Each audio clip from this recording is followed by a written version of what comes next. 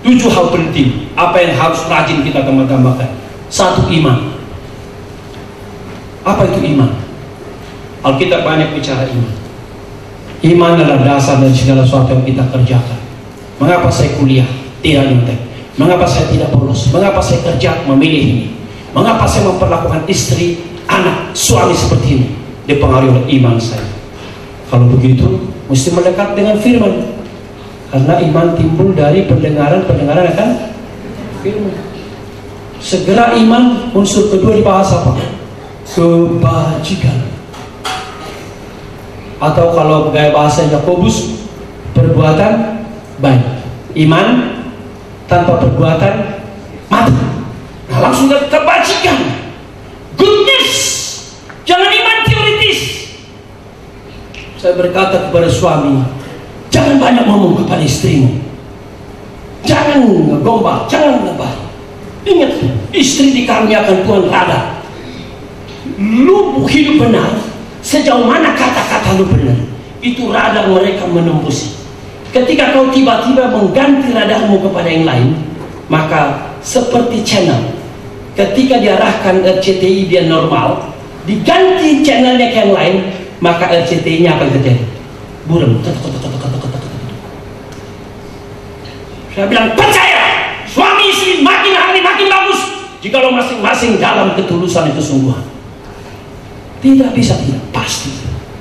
Istri saya tidak tahu apa yang saya lakukan bertahun-tahun di luar negeri. Iya. Dan saya juga tidak tahu apa yang dia lakukan bertahun-tahun saya di luar negeri. Sama kan? Seorang perempuan berkata kepada saya, dari mana kamu tahu istrimu setia? Jangan-jangan. Saya bilang, shut up please. I trust her and she trusts me.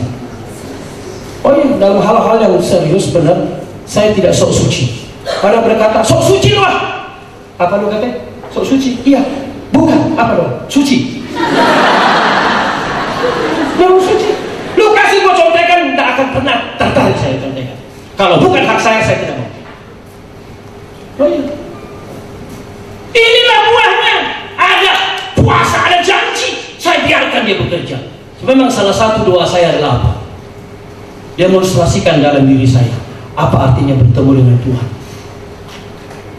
Saya mau the ultimately, finally, pribadi yang menilai saya bukan Bang Peter, bukan Kak Dewi, bukan yang lain, Allah di surga.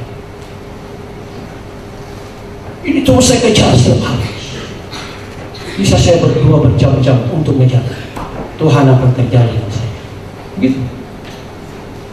Kebajikan. Tapi kebajikan jangan bajik-bajik terus loh. Perlu penguasaan diri. Karena apa? Kalau kita bicara pengetahuan langsung, perlu pengetahuan. Kalau kita melakukan kebajikan tapi tidak tahu apa yang terjadi, banyak hal terjadi. Misalnya melayani baik tapi studi terbengkalai. Gitu? Rapat terus, ada orang rapat terus. Senin rapat, Rabu rapat, Jumat rapat. Bisa berkata ini apa ini? Lalu check out terus, check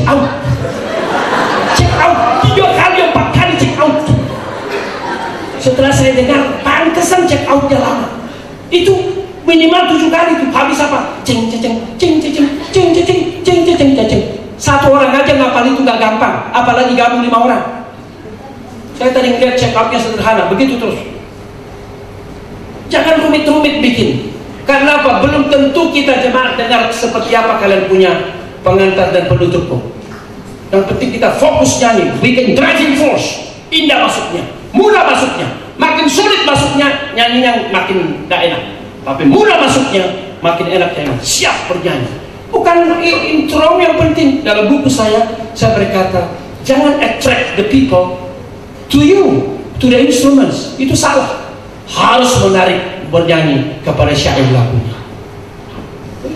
Itu mesti pengetahuan. Ini benar nggak sih rapat sampai jam 10.30 di Perkandas? Berarti jam berapa di rumah? Itu. Tapi memang ada orang aliran menyiksa diri, makin tersiksa dia, Dia kira Tuhan makin senang.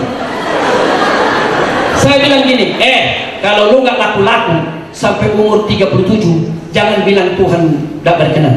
Lu yang jual mahal. Hati-hatilah. Makanya perlu pengetahuan. Cari dahulu kebenaran kerajaan Allah dan kebenaran. Benar nggak sih kalau saya kebanyakan melayani daripada belajar? Benar nggak sih saya mahasiswa nggak pernah dulu tenang belajar? Benar nggak sih saya duduk di kelas ingatannya rapat terus? Duduk di kelas. Nggak benar. Perlu pengetahuan. Lanjut, perlu penguasaan diri. Ayah, belajar terus. Kalau nggak menguasai diri habis. Perlu penguasaan diri. Karena ilmu itu tidak ada habisnya. Perlu penguasaan diri. Yang kelima, setelah kita bisa menguasai diri, jangan menguasai diri lalu berhenti. Perlu endurance, ketekunan. Bagaimana supaya dalam tempo 20 tahun, 30 tahun, makin lama makin kuat. Ya, tema kita ya, tema alumni. Oh iya, kita tidak diminta sprinter singkat. Kecuali seperti dipanggil seperti Erwin siapa tuh? Teman kita itu, Erwin. Ya. Sebentar aja dia lewat, meninggal. Oh, kita mau long maraton di hadapan Tuhan. Nah, supaya itu mesti banyak hal penguasaan diri, termasuk saksar, pangkat, nonton bola. Ini berapa malam ini saya bersyukur bisa berkata tidak sama dia, meskipun saya tahu Spanyol main, Brazil main.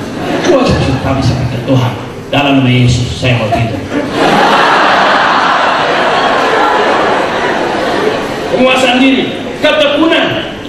Setelah tekun dalam langkah jawab, ada dua lagi yang penting. Relation to God, kesalehan, godly person. Makin lama makin godly. Relation to man, kasih. Dua kata digunakan, philo, Philadelphos, dan agape. Dua kata, kasih persaudaraan dan kasih semua orang. Artinya kasih itu kepada seiman dan kasih itu keduluan kita mengasihi. Ya, kita tadi menyanyikan dari ini terasa bahagia berkumpul dengan saudara. Itu nggak ada itu seiman. Dalam bahasa asli bersama saudara-saudara. Hina matov umanaim. Hina matov umanaim.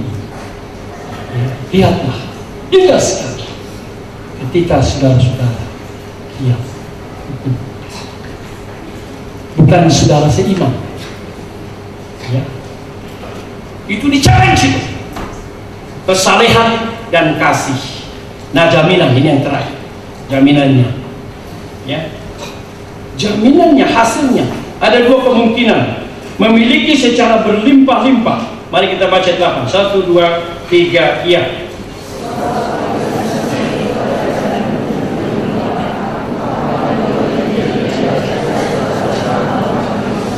Itu dia. Nah, coba terjemahannya ini, maafkan saya, agak sulit saya melihat cara menerjemahkannya. Dibuatnya menjadi giat dan berhasil dalam pengenalan. Saya tidak melihat di dalam bahasa aslinya. Kalimat aslinya ada dua dalam bentuk negatif, argos dan akarpos. Karpos itu buah, akarpos tidak berbuah.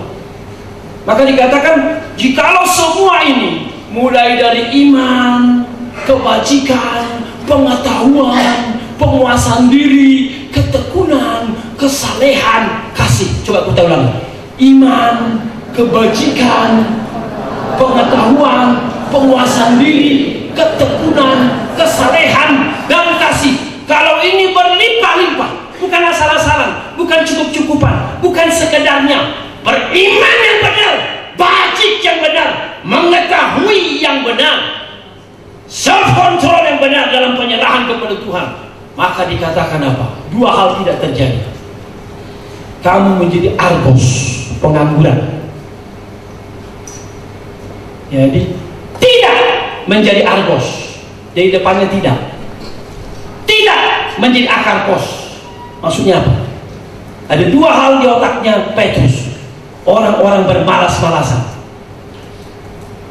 dan orang yang tidak efektif hidupnya, tidak berbuah. Maka dia berkata, mau menghindari itu rahasianya apa? Alami Tuhan secara sempurna. 7 hal berlimpah-limpah. Jikalau Tuhan 7 hal itu ada berlimpah-limpah, maka kamu tidak mungkin menjadi pengangguran. Nikmati terus dari gadgetnya terus. Busuk hidupmu itu dari hari ke hari berganti. Busuk. Hari 2 tahun, 3 tahun pengangguran terus. Bila perlu ciptakan kerjaan untukmu, kau gaji sendiri dirimu. Oh iya, buktikan kau sanggup sama orang lain. Tidak jadi pengangguran. Dan juga dikatakan tidak menjadi tidak berbuah. Ini jaminan pasti. Maka kalau kita memiliki positif, kita rajin dan kita berbuah. Negatif, jika tidak, sebaliknya buta. Bayangkan orang buta dan picik. Nah, ini hanya 2 kemungkinan. Berlimpah-limpah, akibatnya apa? Maka kalau kamu tidak memiliki, asal sekadarnya, akibatnya apa? Lalu ayat 10, ini pengulangan ayat 5. Ini penutup buat kita. Mari kita baca 1, 2, 3 ini. Karena itu saudara-saudara, berusahalah sungguh-sungguh supaya panggilan dan pilihanmu makin teguh. Sebab jikalau kamu melakukannya, kamu tidak akan tersandung. Nah, ini kembali kita melihat dio malo. Therefore, even more. Malista lebih lagi. I am telling you the more important thing. Kira-kira begitu. Nah, dia berkatakan ini, maka berusahalah seperti ayat 5. Cuman di sini desakan muncul. Yang belajar Yunani itu adalah aorist imperatif. Aorist imperatif kata yang digunakan di sini. Spudasate, ya, spudasate. Ya, kamu rajin, kamu bersungguh-sungguh, kamu serius dalam segala hal itu, maka apa yang terjadi? Kamu dibuatnya seperti ini, supaya panggilan pilihanmu teguh. Ya, dalam terjemahan bahasa Inggris, firm and secure. Ya. Sebab jikalau kamu melakukannya, kamu tidak pernah tersandung. Dalam bahasa asli ada 2 kata double. Saya menikmati ayat ini dan ini 2 saya buat kalian.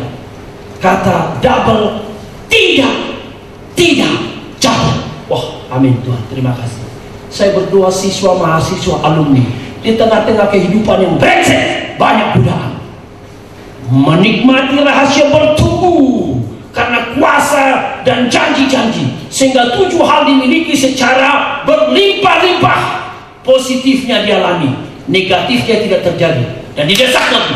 Makin seriuslah engkau melakukannya, makin seriuslah engkau. Dari Allah kuasa dan janji sudah pasti. Dari kamu responmu, kesungguhanmu, ketekunan judet, sungguh-sungguh mendesak, jangan berleha-leha dalam imanmu. Maka dia berkata apa? Kamu tidak akan jatuh. Mari kita doakan. 42 tahun berkantas, muncul barisan siswa yang mencintai Tuhan, muncul mahasiswa yang mencintai Tuhan, dan muncul alumni yang jelas. Saya melangkah ke sini sesuai dengan Tuhan pimpin. Saya boleh PNS, Tuhan pimpin. Saya swasta, Tuhan pimpin. Saya di bidang medis, Tuhan pimpin. Saya di bidang pendidikan, Tuhan pimpin. Saya di bidang teologi, Tuhan pimpin. Di sini kami jadi hamba Tuhan. Tidak jadi soal panggilan kami berbeda, tapi hati kami satu. Kami menjunjung tinggi Raja segala raja yang telah mempersembahkan dirinya. Makanya diakhiri dengan janji eskatologis. Lihat ayat 11. Mari kita baca satu ya. Dengan demikian, kepada kamu akan dikatakan hak penuh untuk memasuki kerajaan kekal, yaitu kerajaan Tuhan dan Juru Selamat kita Yesus Kristus. Kerajaan kekal. Saya sedih tadi berangkat ke sini karena pas di jalan istri saya teriak di sebelah kiri saya. Kenapa? Dia berkata, Namburu meninggal dunia, maminya Coki. Hubungan saya dengan beliau sangat dekat.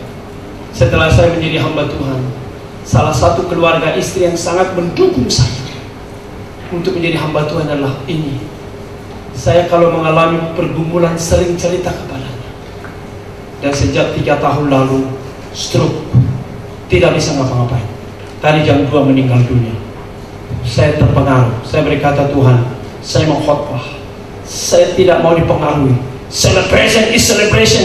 Thanksgiving, Thanksgiving.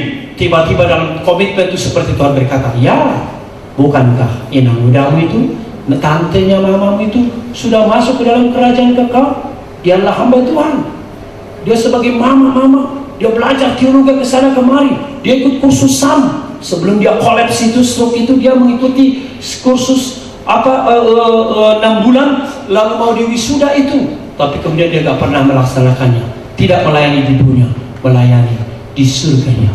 Hak penuh kerajaan surga, kosongkan neraka, persiapkan manusia masuk kerajaan kekal. Itulah yang kau kerjakan di Perkantas. Itulah 42 tahun Perkantas. Saya pikir, terima kasih Tuhan, terima kasih Tuhan. Kami tidak segera playing Christian games. No, we are not playing Christian games. Bukan kita sedang main role play kawanan, bukan. Kita masuk ke dalam kesungguhan, ketekunan, kalimat-kalimat di Om Alone, lebih dan lebih lagi, lebih sungguh-sungguh, lebih bertekunlah engkau.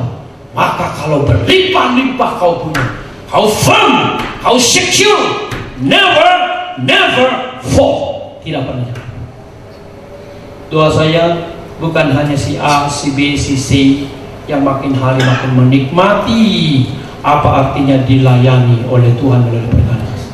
Semua kita yang hadir malam ini, itu doa saya. Ini kesimpulan penutup. Mari kita baca. 1, 2, ya.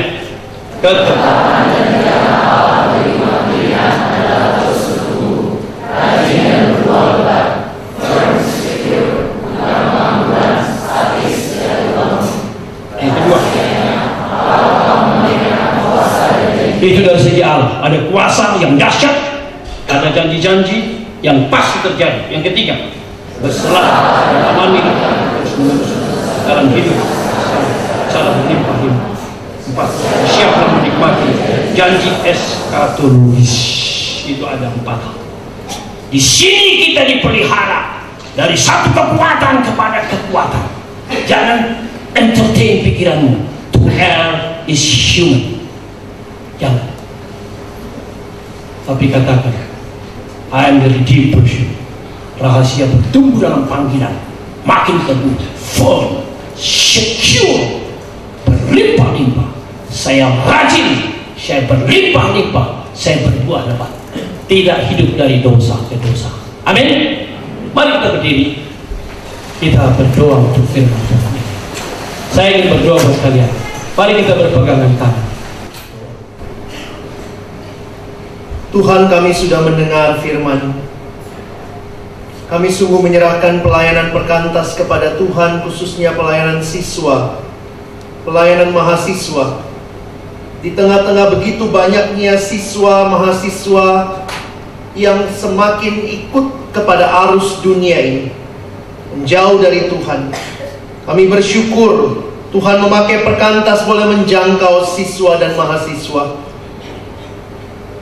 Ada kelompok-kelompok kecil yang hadir di sekolah-sekolah, di kampus-kampus. Ada orang-orang yang memberi diri menjadi pengurus-pengurus, menjadi TPS untuk boleh melayani rekan-rekan mereka. Tuhan, kami bersyukur karena kami boleh melihat pekerjaan Tuhan yang nyata di tengah-tengah kehancuran, kebobrokan dunia siswa dan mahasiswa.